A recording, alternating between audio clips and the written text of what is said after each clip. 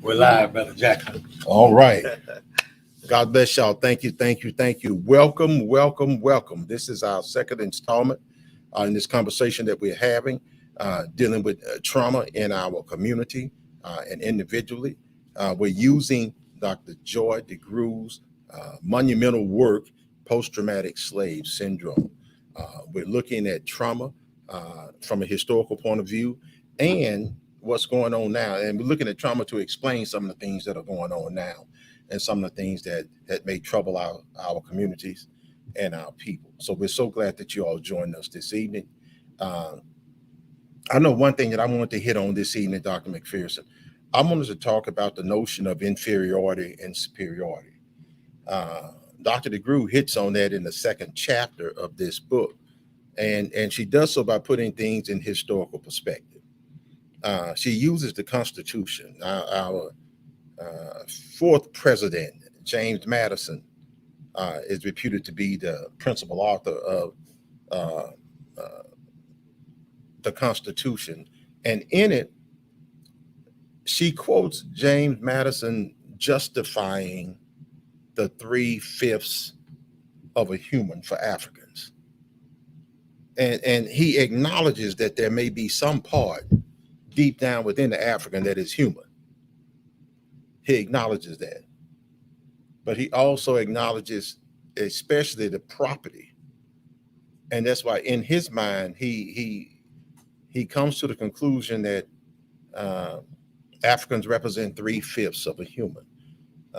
And I think it was also dealing with taxation. They had all of the slaves, or most of the slaves in the South. I mean, many, many more plantations in the South. And quite frankly, they didn't want to pay taxes on everybody. They wanted to count everybody on the census so that they would have more representation in D.C. in the national government. But they didn't want to pay taxes on everything, and nothing has changed. And so to bring that full circle, many of our private prisons today operate in rural areas. And when they have 500, 600, 1,000 people locked up in private prisons, they get to count those people as residents on the census. The people who are not voting, people who have no say in anything else.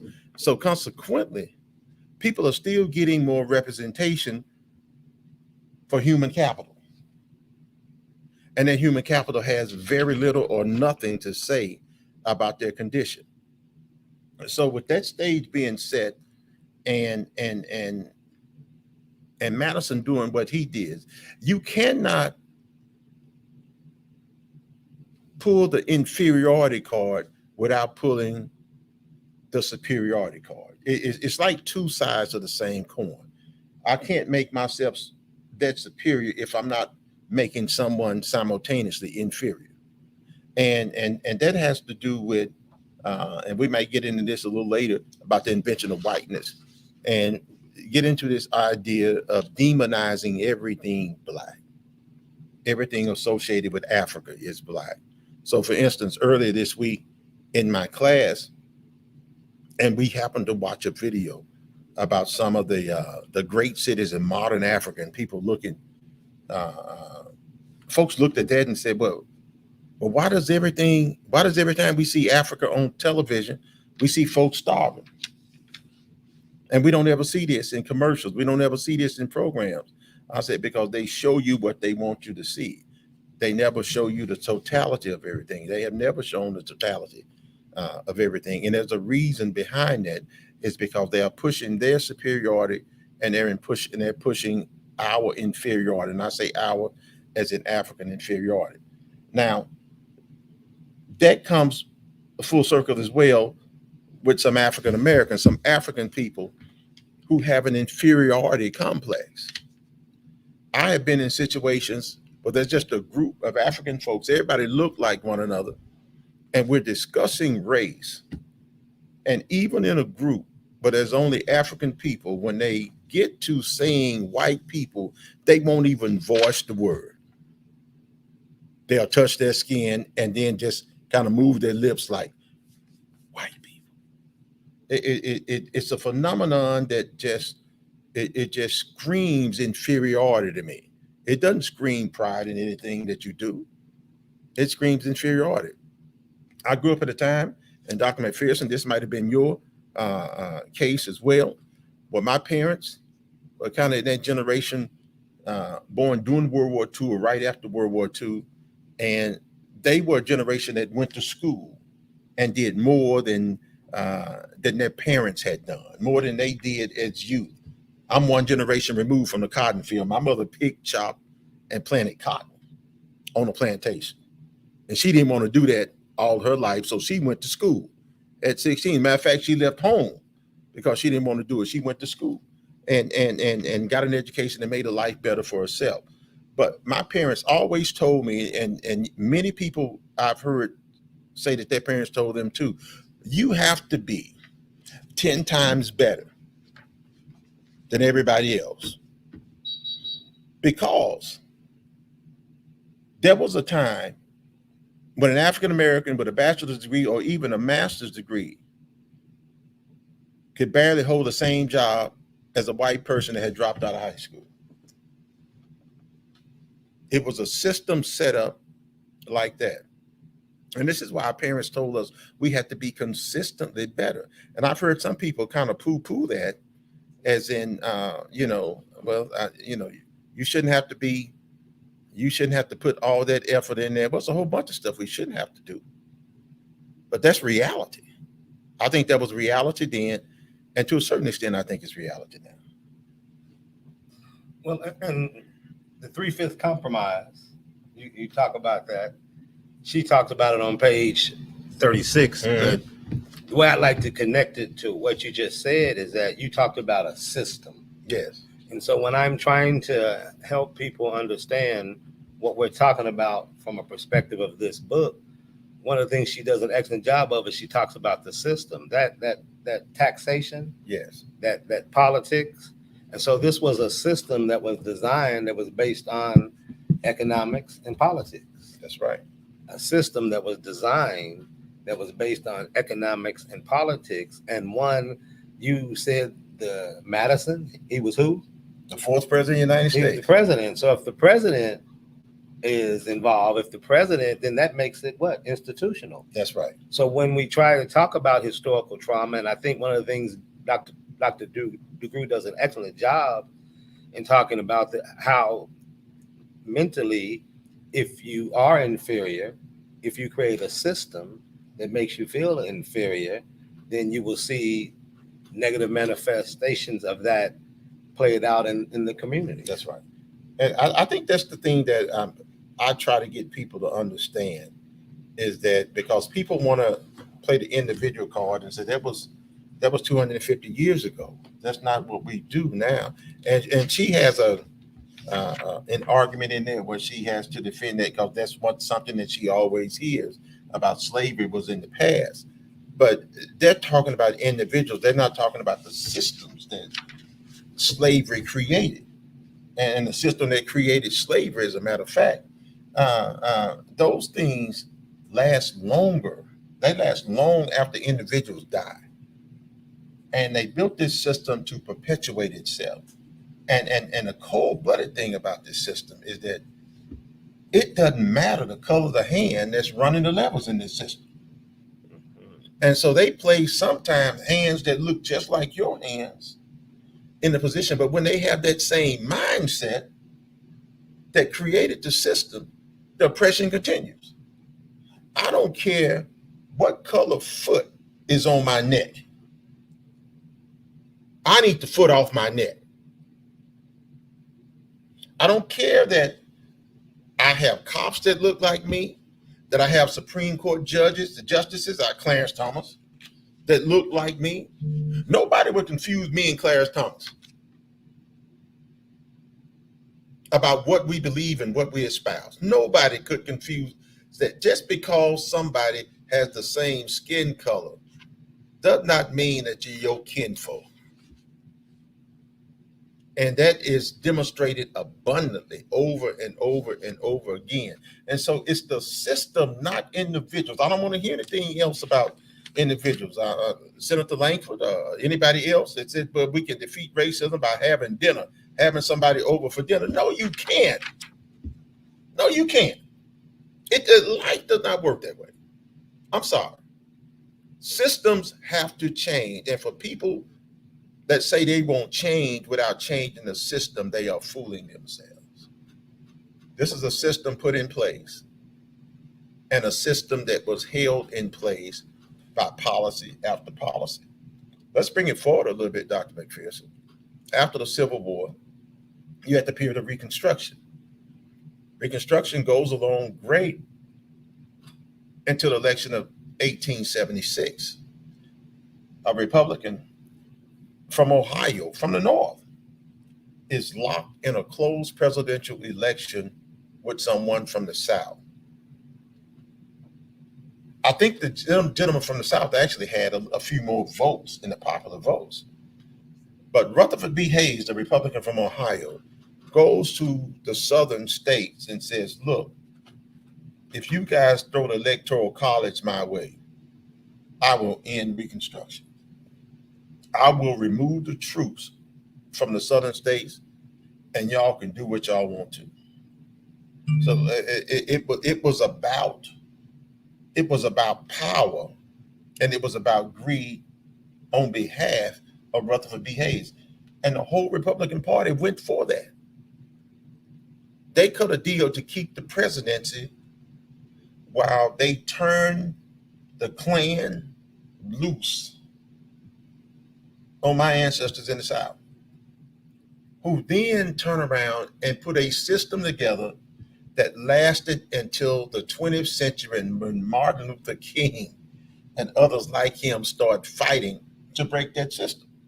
So from 1877 all the way to 1954, when Brown versus the Board of Education, when the Montgomery bus boycott in the mid-50s,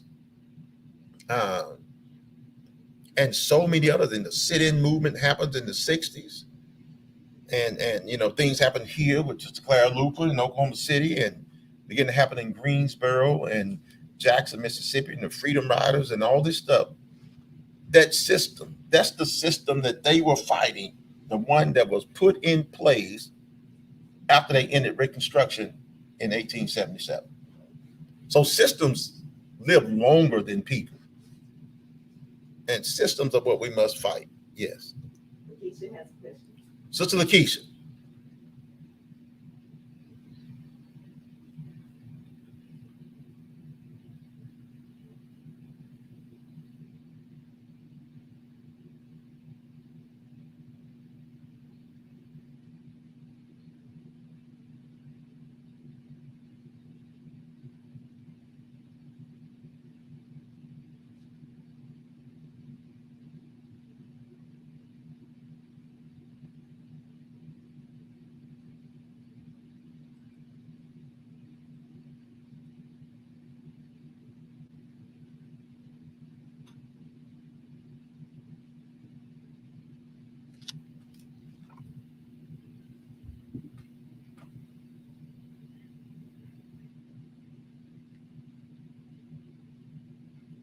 That's right.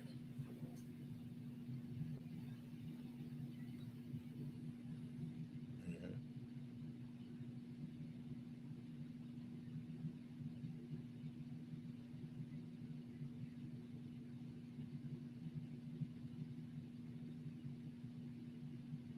Yes.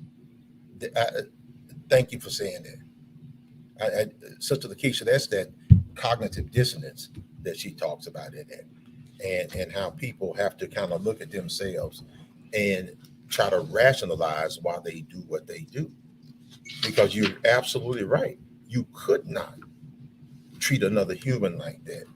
But if you simultaneously tell yourself and order society in such a way that they're not really humans, and then get science to back them up, that's why all the pseudoscience comes in. We're saying that these people actually are from a lower order. They're not like us. And then you don't have to treat them like other human beings. I mean, that went on. And to a certain extent, that was the stuff that was taught in schools, and not just in regular schools, but in grad schools, in medical schools. So people who were the doctors, people who are still quoted in medical schools and quoted in graduate courses, came up with this pseudoscience that was based in fiction and based in racial animus. And these people wrote books that are still being read, are still being studied, that are still being praised to a certain extent. So you want to talk about how things are institutionalized? Boy, go ahead. Well, I was going to say, and that's one of the things I really like about Dr. DeGruy, and what I like about the book is that she takes the time to provide the scholarship to show without a shadow of a doubt, here is what happened in history. And as a social worker, she talks about, and this is how this trauma can be passed down from generation to generation. So when she talks about cognitive dissonance on that next page that you were talking about, after she talks about the 3/5 compromise, imagine yourself sitting in middle school, maybe high school for some people, learning about the 3/5 compromise as an African child or as a Black child, sitting in class, learning that you were only counted as 3/5 of a person, and that this was legal. How does that make you feel? Yeah. You know, and so in terms of, once again, how in inferiority, superiority, as you talk about this, and as she talks about on that page, cognitive dissonance, easing the conscience, see, it'll make you crazy when on the one hand, you know these people are human. Yeah. But on the other hand, you are taught in school, you are taught at home, you are taught in all of your social institutions that these people are something that you know that they're not. And you are expected to act that way, to behave that That's way, right. even when you know it's not true. Well, I'm gonna say this, and then I'm gonna get to you, Brother Francisco. Thomas Jefferson, who owned hundreds and hundreds and hundreds of slaves, supposedly had this romantic liaison with Sally Hemings, who was all of 14 years old, 14 to 15. That's just rape in any situation. As a slave, you have no agency whatsoever. You have no way to resist. And particularly at that age, which begs the question, if Jefferson, who was there from the beginning, actually believed that Africans were of a lower order and that they were something else, they were beasts, they were animals, what does it say that he would have a whole bunch of children with this animal? Cognitive dissonance. Ridiculous. You see? Ridiculous and sick. Brother Francisco says that I thought that the 3/5 compromise was all about making the slaves, all about making sure the slave states would not have a majority in the House of Representatives. Well, from that standpoint, there were more people in the South than there were in the North at this time in those Southern colonies. They had larger plantations, the largest cities even. And so they had the people. And this was all a part of the compromise that they had to do to come up with the legislative package that they did with the House of Representatives and the senators. Because those who had those large populations like Virginia and like Massachusetts, because they had a lot of them, they wanted to be represented by the number of people that they had. But then you had Rhode Island, then you had Connecticut, and you had New Hampshire and places like that that did not have the number of slaves, that did not have the number of population. And they said, we'll never be able to have equal representation. There'll never be anything done. We won't have any influence at all if we don't somehow have the votes. And so that's why they came up with the Senate, that regardless of how many people you had in your state, every state has 2 senators. It's a whole different house, and it works in conjunction with, but it is not dominated by the House of Representatives, which is based upon population. That's the compromise that they came up with to come up and make the Constitution in this nation work, they said. Well, and I think he may be also alluding to the Missouri Compromise also. Yeah. So at that time, you had the South, the North, the slave states, the quote unquote free states, and they were at political division. And so was which states, new states, Kansas, Nebraska, those new states, which states would be admitted? Would they be slave states or would they be free states? Yes. And so once again, what you see is that the cognitive dissonance that occurs from leaders trying to justify for economic reasons keeping people enslaved Mm-hmm. that they knew were human beings, knew the history, but economics overrode that morality. I'll say it Yes. again slow. Economics overrode the morality. Money turned out to be God for a lot of folks, Mm, and it still is. It mm. still is. Dr. McPherson, one question from the book, from the workbook on page 23, she says, is that what did you learn from your community, friends, teachers, colleagues, etc., about racial superiority and inferiority? Could you say that again? What did you learn from your community, friends, teachers, colleagues, etc., about racial superiority and inferiority? And how did you learn it? So Yeah. for me, I'm blessed, and I realize it in hindsight that as a young man, I grew up in the African Methodist Episcopal Church. Yeah. So at a young age, I learned about Richard Allen. I learned about Absalom Jones. I learned that there were Black people who were mistreated in the AME church and in the Methodist church. So they broke off and started their own church. Mhm. And that's how that became the AME church. We had elders in the community that told stories about what they used to own and how they lost it, Mhm. how they had been treated. And so you begin to understand that in society at a young age, at least where I'm from, that there's a system, going back to that system again that we talk about. Mhm. And that in that system, if you want to be successful, you have to do certain things. And as you said, sometimes you have to be twice, 3 times, 5 times better than other people to be treated the same. So you understood that, not that you were inferior. In fact, I was taught just the opposite of that. Yes. I was taught that you have to figure out how to be successful in spite of what some people are trying to do to you. That's right. And you mentioned Oklahoma and how special Oklahoma was to people of African descent during that Wow. time. And you grew up in a community that had some of that type of success. I, on the other hand, grew up in the Deep South. Mhm. I grew up in Mississippi, and there were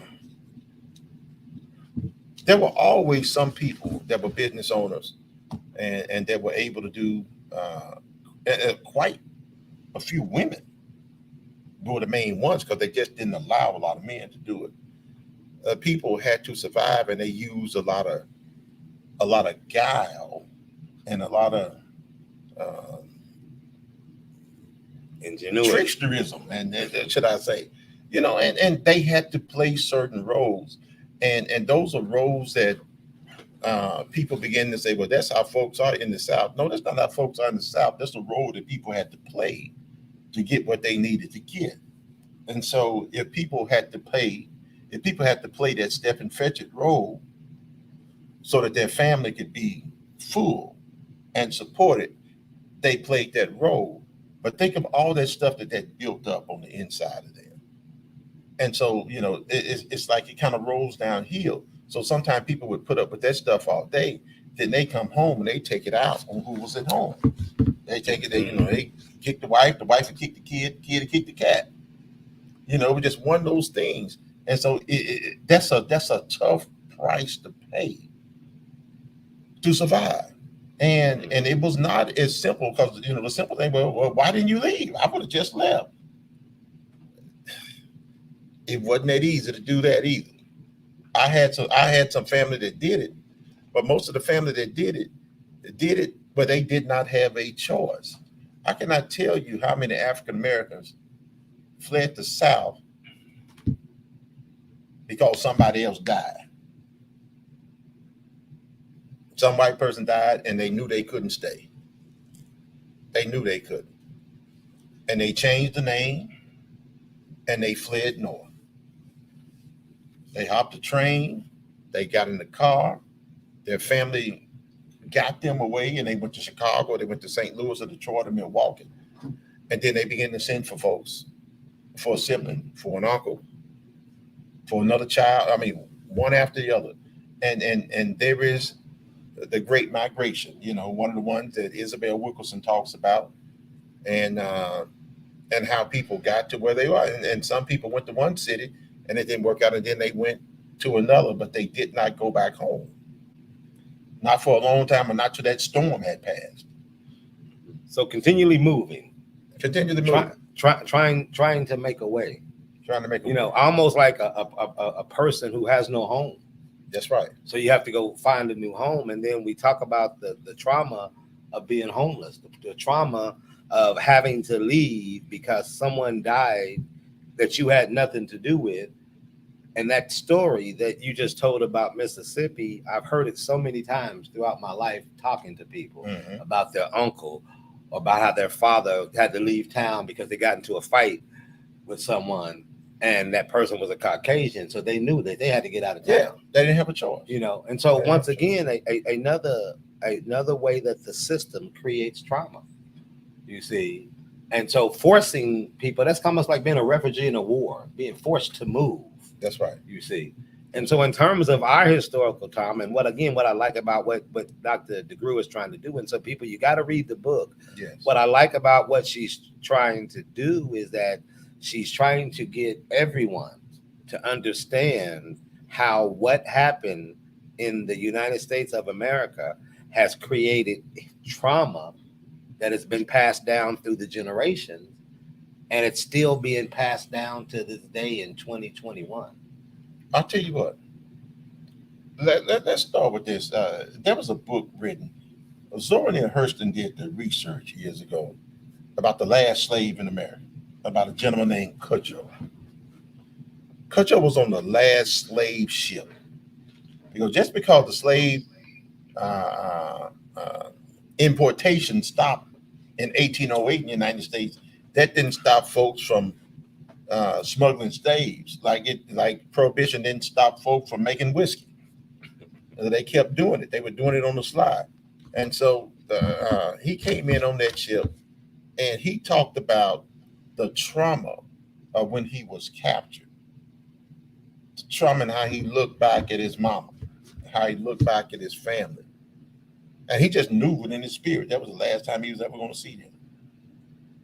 And that separation anxiety that people must have had, that fear that people must have had, and then put in those ships, and you weren't allowed to come above until you couldn't see land.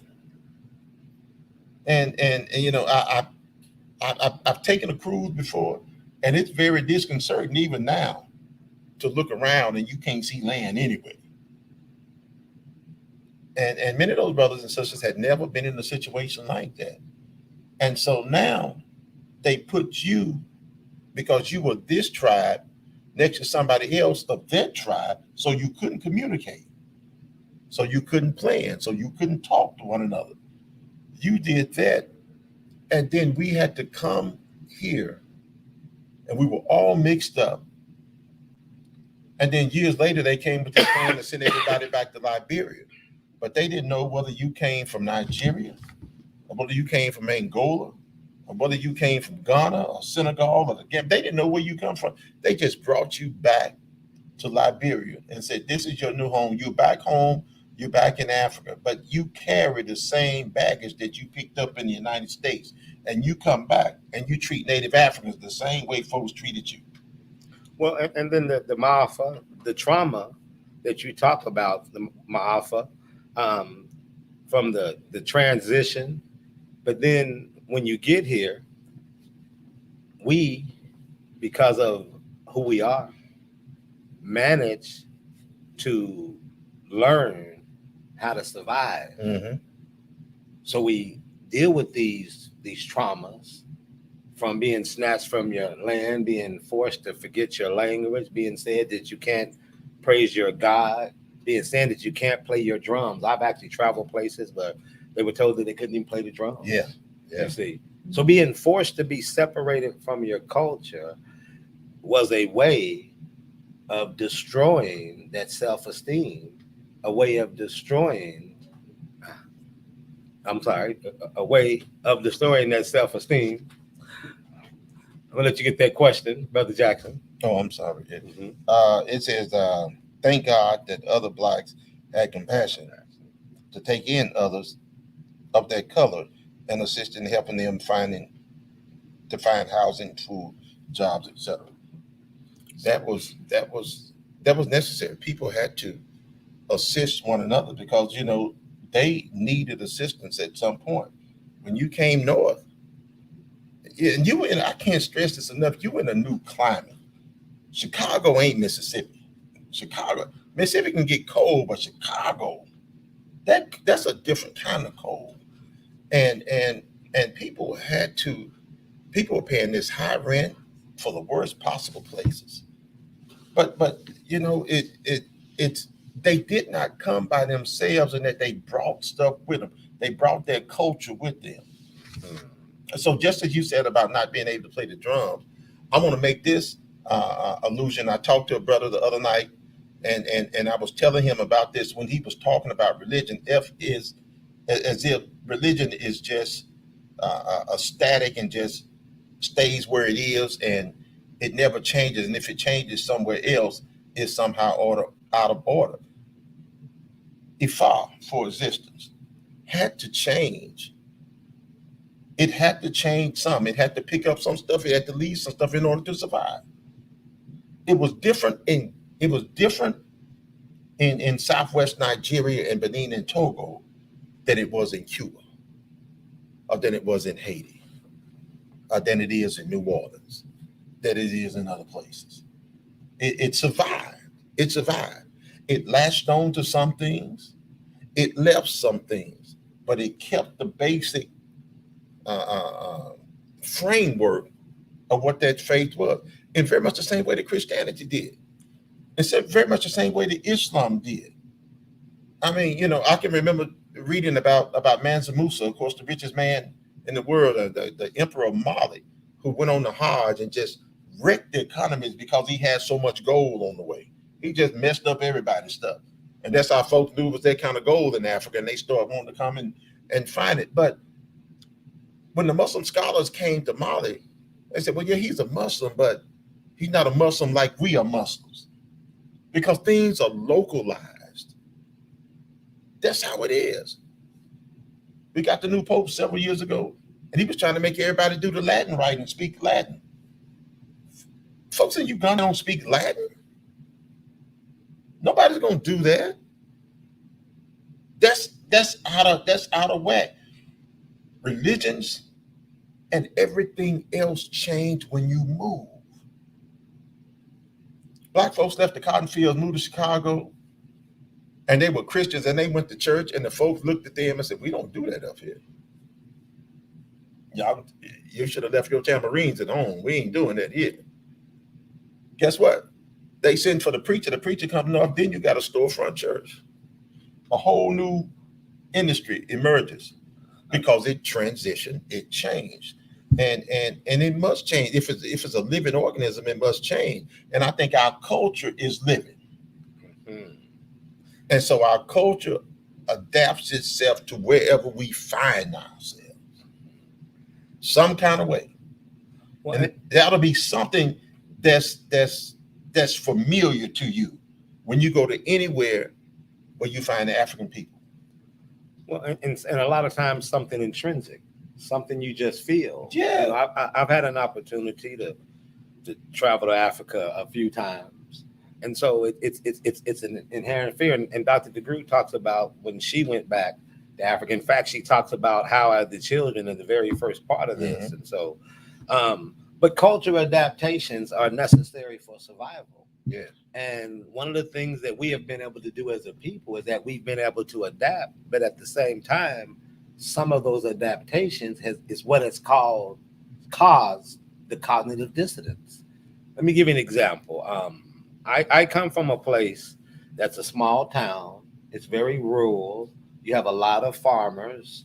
It's a country town, and so I was introduced to a new term when I came back after 35 years. Yeah. One of my friends described another one of our friends, and he didn't say this in a mean way. He said he's a black man. I said, what? He said, a black man. I said, what's a black man? He said, they do everything the rednecks do. They're just black. They wear boots. They spit tobacco. They, for all practical purposes, they do, but they're black. And so when I said, oh, that's a cultural adaptation. If that's what you grew up with, and if that's what you see, and that's what was normal, I mean, I'm a victim of that. Yeah. I grew up in a situation to where I wasn't exposed originally to a lot of our culture, which is what made me immerse myself in it. Yes. When I got to some place where I really could discover it, But think about that, a black neck. And it made perfect because I thought about my friend. I said, yeah, he black neck. And we didn't mean that in a bad way, but he does everything culturally that everybody else, that he is totally. Now, when we were kids, there was some culture because our parents, but no, when you see him, and this again, not to be negative, he has made a total, as much as he can, cultural adaptation.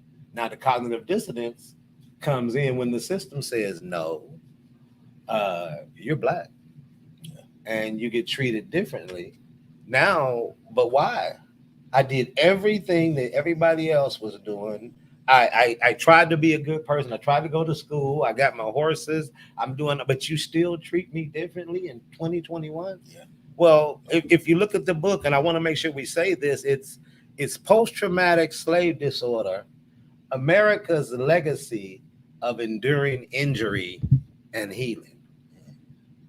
So when we talk about localizing, and that's why I was so excited, Pastor Jackson, when I saw that your church was going to study this book, because my thing was, I was talking to Pastor Coleman, I was like, nobody's going to study. Yeah. So when I saw you all were studying the book, I got excited because I said, what if we could address America's legacy of enduring injury? What happened?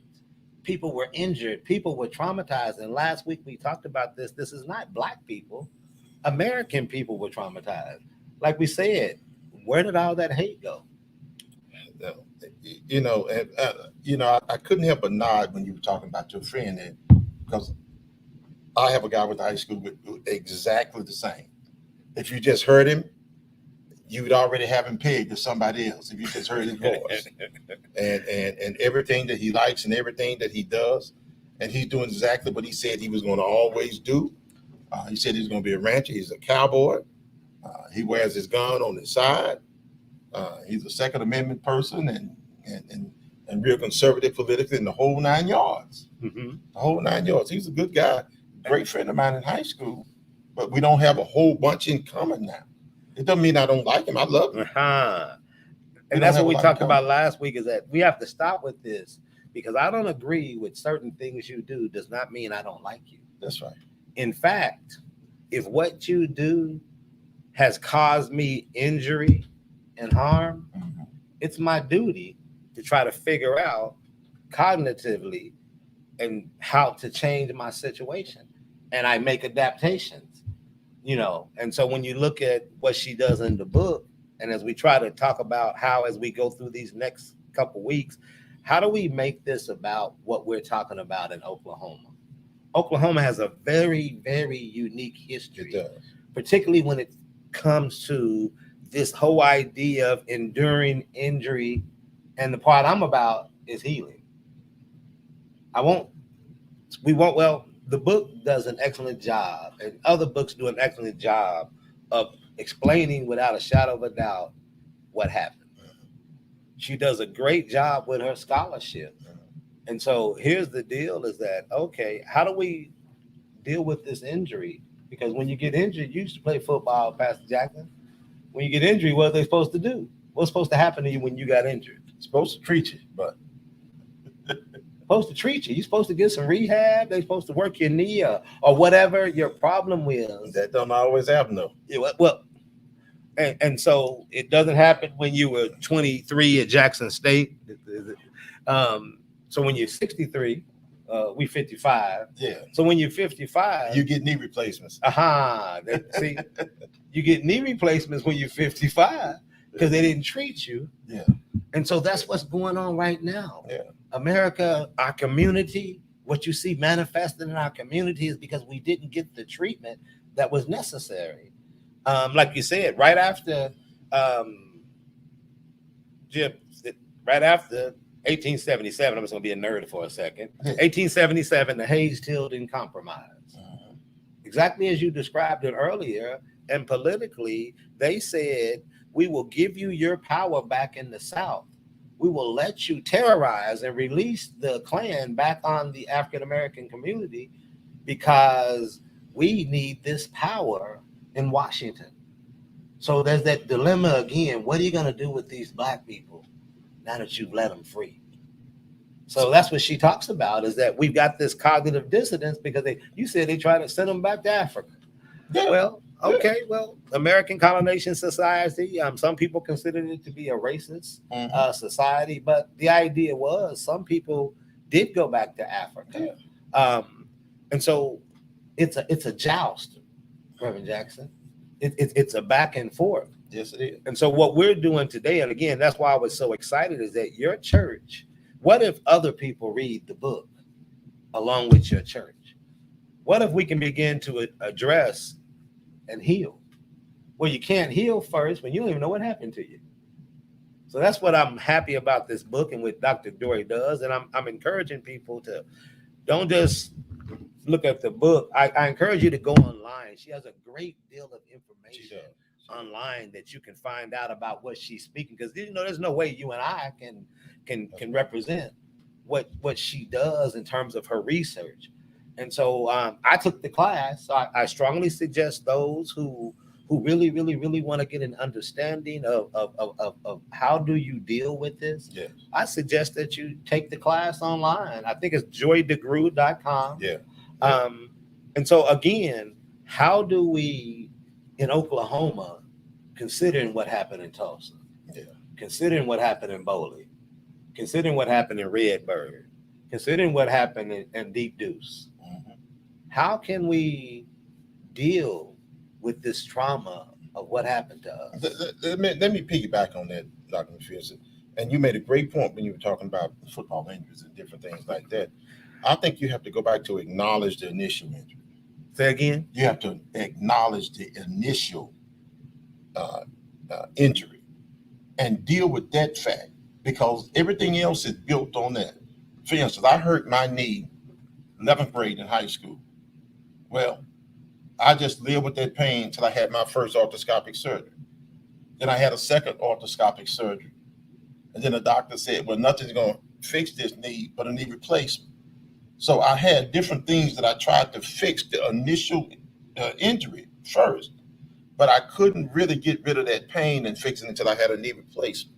So the initial injury is a transatlantic slave trade, I believe, and everything that happened with that. So now, when you have a system that's trying to make you inferior, but at the same time trying to build themselves up.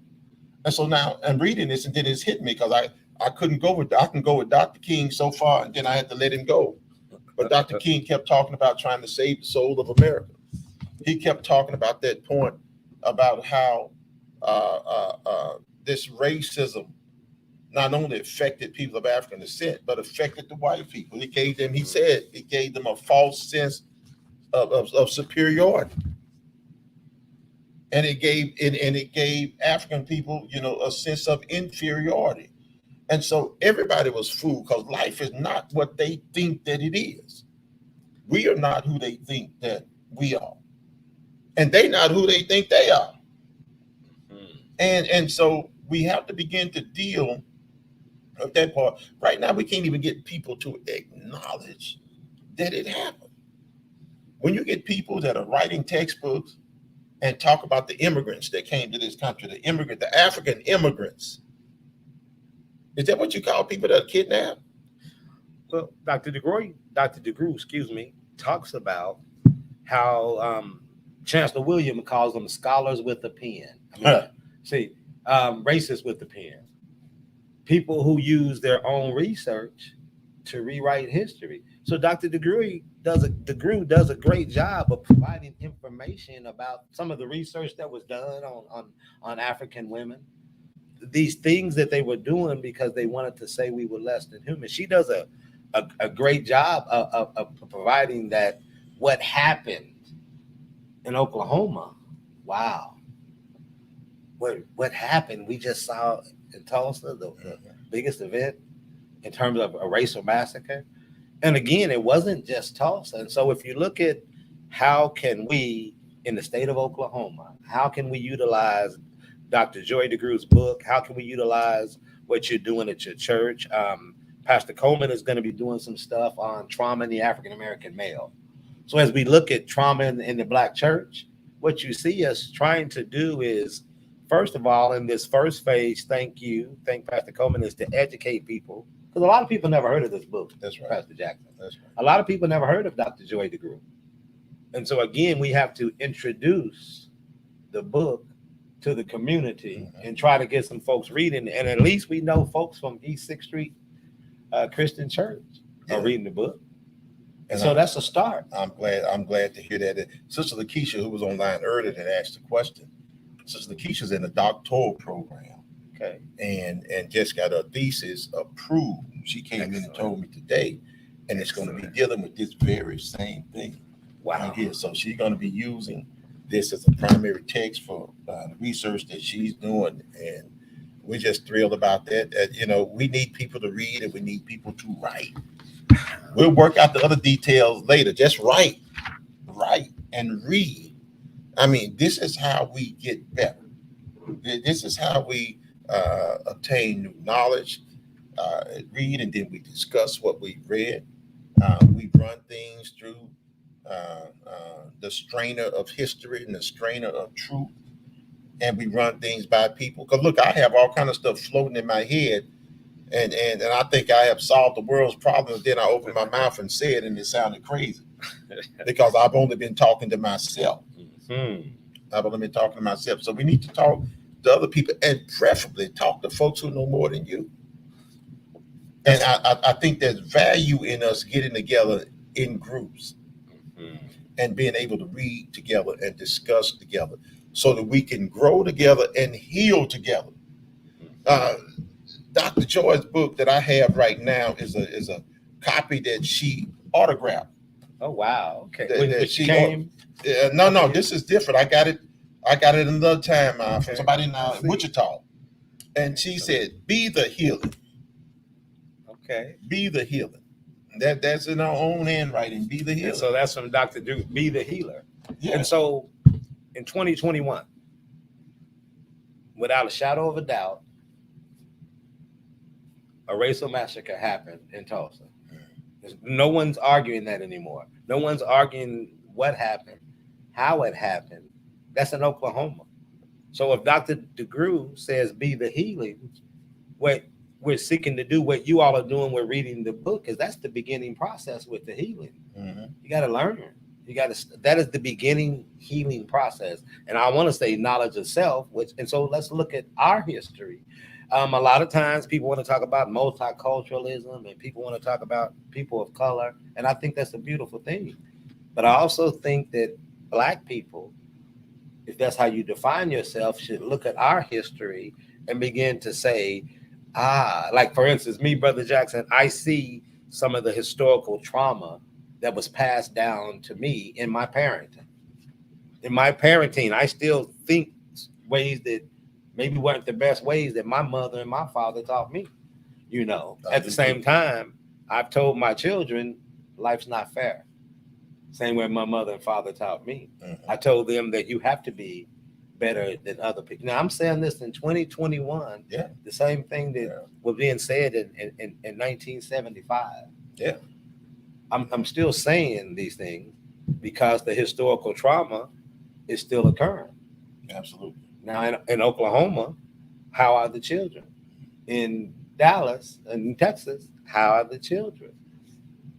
Think about that. If that's a gauge, as she says at the first part of this book, if your children is a gauge in terms of your success, how are the children?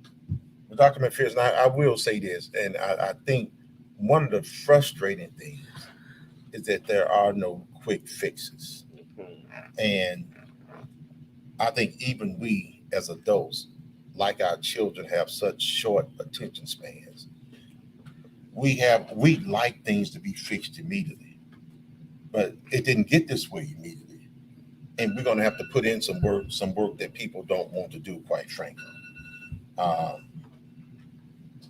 And the thing goes like this. One of the things that I did at Marcus Garvey, one of the reasons I taught at Marcus Garvey, is because there's some gardening work that needed to be done.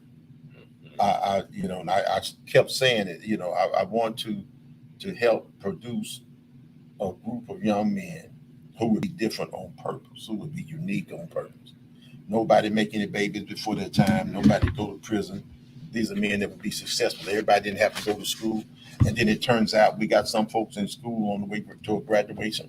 We got some folk who are entrepreneurs. We got people that are doing well. And that's the foundation. I want to give those boys everything that I didn't have at that age, just trying to plant some seeds and seeing people on their way in a good way with some information that they were able to fight with and go on. And that's the same thing that we have to do now. So we gotta do the dirty work. Our hands gotta get dirty. I mean, it does not get better. I think our best option is going to be working with our youth and getting our youth to see this world differently, to operate differently. And, a lot of people were really upset when the Asian Americans got a bill and an apology for some stuff they had gone through. And I was not. I was not. Now, I still want us to get what's ours, but I don't think we have to begrudge anybody else getting theirs. We have enough to focus on for ourselves. For instance, you said that you were very intentional. Yeah. You said you were intentional about what you were trying to do as a teacher, as an educator. Yeah. So herein lies an educator and a therapist.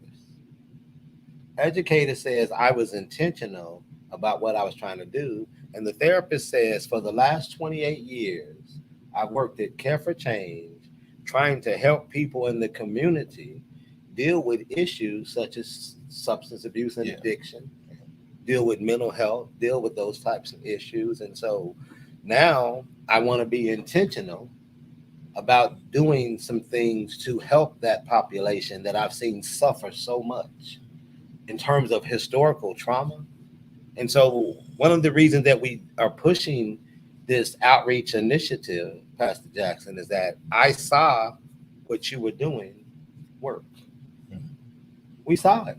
I've been working in this community for 28 years. Generally, anytime we've had the resources to reach out to our children, I won't say the community, I'll specifically say the children are there. Yes. If you offer our children some programming that's interesting, that's exciting. And so what I'm saying to you is that we have to be about, from a therapy perspective, okay, as we continue to unpack and unravel and to educate about what exactly historical trauma is, and Dr. DeGruy is just an introduction. That's right. As we continue to look at that, the second question becomes, okay, simultaneously, because we don't have the luxury of just analyzing. Simultaneously, and I know that scares people, I have a thing I call the science of muddling through. So simultaneously, we have to be figuring out, hey, we have to figure out how to repair the plane while it's flying. That's exactly right. And that's the harsh truth that I don't think anybody wants to know. Some people are waiting on the government to do right. I don't know that that's going to happen. I doubt that that's going to happen. And so, Dr. DeGruy, does a great job of only telling you some of what the government has done. Yes, yes. She didn't have to make it up. I went to a pretty good little school in Perry, Oklahoma, to where while it was not taught from a culturally sensitive perspective, I learned about the 3/5 compromise. Yeah. I learned about the Missouri Compromise. I knew about Dred Scott, but they didn't teach it the way I had to relearn it later when I got away. But I was introduced to this stuff. And so the cognitive dissonance has been around for a long time. Absolutely. Absolutely. And Mr. Reverend Jackson, you and myself are supposed to be considered to be quote unquote successful. And look at all the trauma we dealt with. You see? And so it has been a challenge for me to even accomplish the small things that I've accomplished in life because I did not know how to deal with my trauma. Yeah. So what Dr. DeGruy did for me was when I first read the book, I guess 15 years ago, it was 04 or something like that. Oh, this is why I do some stuff that I don't even know why I do it. Hear it again. This is why I made some choices and I don't even know why I made those choices. Oh, it's hereditary. It's generational. Yes. You know. And you know, as we move toward a close here this evening, I just want to say, I'm so appreciative of you, brother, and the work that you do in this community and confronting what ails us head on. You know, because nobody, very few people in the African American community want to talk about mental health issues. We don't even want to talk about substance abuse issues. And Lord knows we got, you know, a handful of that. So I think that we have to simultaneously push for our government to do more than just recognize that there was a tragedy that occurred. Not even a tragedy. It wasn't a tragedy. It was a Holocaust. You know, that we have to push for them to do more than just acknowledge that a Holocaust came. President came. He acknowledged this is that Tulsa and Black Wall Street, that was the worst thing, the worst of its kind that happened in this country. That's a great thing. I don't mind him doing that. Now, what we're going to do about it. But while we ask him what they're going to do about it, simultaneously, we have to move forward. I believe, like these folk ain't going to do a doggone thing. And now if I sit and wait on somebody to do it for me, I got a feeling I'd be sitting a long time. And I got a feeling that's what we've been doing for so long. I don't want us to sit. I need us to be proactive. I need us to go to work. I need us to build the way they built. Those folk that built Black Wall Street, those folk that built Bowling, they didn't expect to get a dime or anything else, a word of encouragement from the national government. They did what they had to do in spite of that. And this is what I'm saying now. We got to move in spite of. No, it's not fair. It ain't right. It ain't going to ever be right with them. But still, what we going to do? Well, and what I would say is that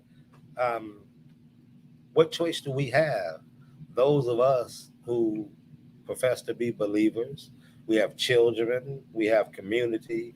So for me, Brother Jackson, what I'm blessed to be able to say now, because I want to make sure that we keep this in the context of why I'm here as your guest. Why I'm here as your guest is that, okay, as you unpack this historical trauma, I can then say, listen, if you have someone in your family who is suffering from addiction, if they're using crack cocaine, if they're using methamphetamine, if they're abusing cannabis, if you have someone in your family who is dealing with mental health issues, now we're in a position that we can see these as manifestations of historical trauma. And then you can call 405-524-5525. We can try to get you an assessment. We can try to get you referred to a psychologist, to a psychiatrist, to a case manager, to a LPC, to an LADC. Our job is to try to engage people. So the other piece to that is to say, okay, now that we know that you are suffering from historical trauma, you can see it by your behavior. Please engage. Please try to get some help. You know, do you have a counselor? Do you have someone working with you so you can work with your children, so you can work with your family? So that's the challenge that I'm blessed to be able to make. And that's why I was happy to join with you, is that no, we do have people available to try to assist people dealing with some of these issues that come from this historical trauma. Amen. Please feel free to reach out to Care for Change and reach out to Dr. McPherson. Our friend John Malgett thanks us for presenting this this evening, and we thank him. We want to let everybody know that the book and the workbooks are now available in Nappy Roots bookstores here on 36 and Spring Lake. And so we encourage people to go by and get it. This is a book that you're going to have on your shelf, that you need to have on your shelf, because it's not one that you just read one time. You read it, but it will be a reference book that you will again, time and time again, go back and reference and use it as a guide toward other books. And so we're thankful to Dr. Joy for this work and this scholarship, and we're thankful for all of you. And I wanted to just make sure that I get in that, I believe that as we continue this work, people are going to come and get help. And so the harvest is plenty. That's right. But we don't have a lot of workers. That's right. So for those of you who may have an interest in working in this field, helping people, being a healer, Care for Change is looking to hire case managers, peer recovery support specialists, people who want to get involved in the healing of our community. And it's simply send your resume to resume@careforchange.org. Once again, resume@careforchange.org, or you can call me at 405-514-0131. And so this is an ongoing process, as Brother Jackson said. And so we're going to need helpers. We're going to need healers. And so for those of you all who are finding an interest in this, we need your help. Amen.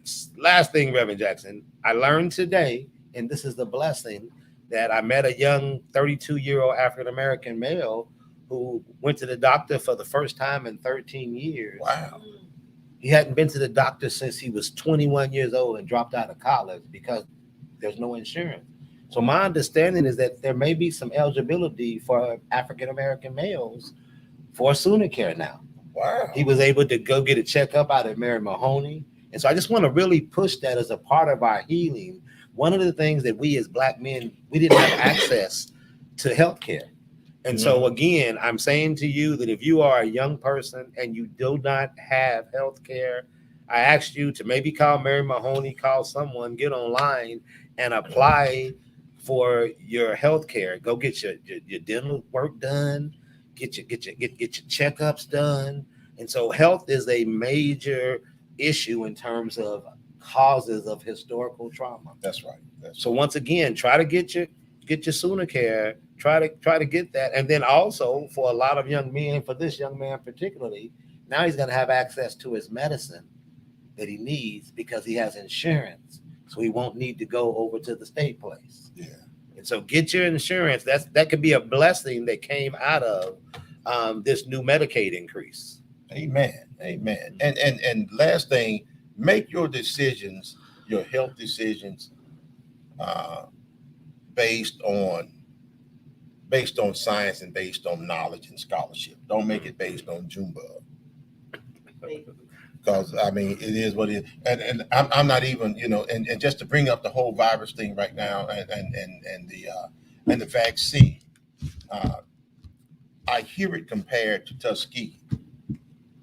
The thing with Tuskegee is that thing was targeted toward a particular group. There are folks all over this world, all color, all nationality taking this thing. So, I mean, this is not targeted toward one group. So, but if you have any issues with it, that's between you and your God and whatever. But don't make your decisions based on somebody else's bad opinion about it. At least study it, make a good decision. But even if you're not going to get the thing, please wear a mask and stay 6 feet away from us, okay? And we'll be cool. Thank you all so much. God bless y'all. I'm glad that y'all joined us this evening. Again, thank you, Dr. McPherson, and Thank you. we look so forward to joining you all next week. We're going to move toward another chapter in here, probably cover a couple of chapters, and really get kind of in deep with the workbook, the study guide. All right. Thank you all so much. God bless you.